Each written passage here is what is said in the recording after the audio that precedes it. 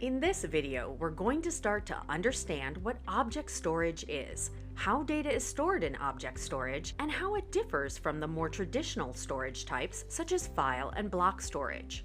The first thing to note about object storage is that you do not connect it to a particular compute node in order to use it. Instead, you provision an object storage service instance and use an API, or Application Program Interface, to upload, download, and manage your data. This means you can directly use object storage with anything that you can call an API, and you don't need an underlying compute node. The second thing to note about object storage is that it's less expensive than other cloud storage options. Its per gigabyte cost is typically a couple of US cents per month, and in some cases, even less, depending on the storage tier used. More on storage tiers later. The third and possibly most important thing to note about object storage is that it's effectively infinite.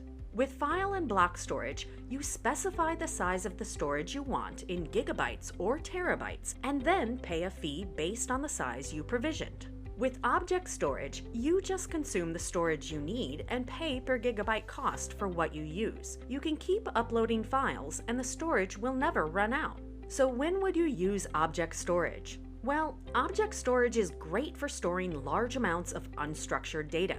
By unstructured, this means that the data is not stored in any kind of hierarchical folder or directory structure.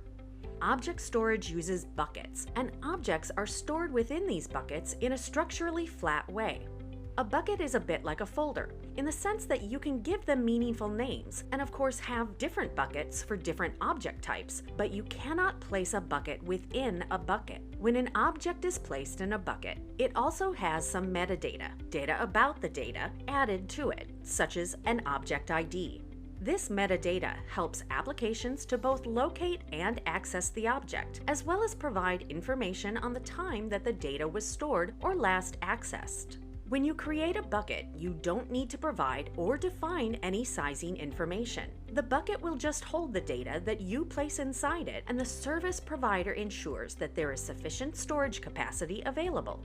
Buckets can hold as little as a few bytes of data, right up to multiple petabytes, and you can build up the amount of data stored as slowly or quickly as you like, as well as shrink it back down again.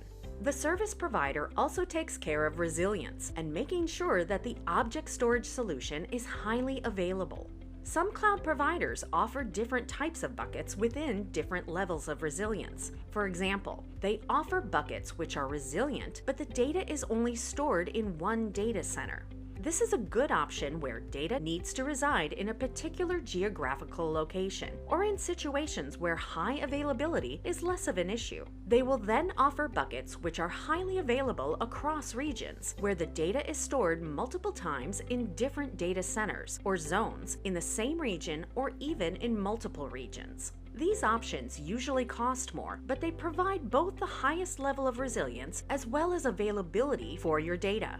Object storage has a very flat storage structure, which we'll explain in the next lesson.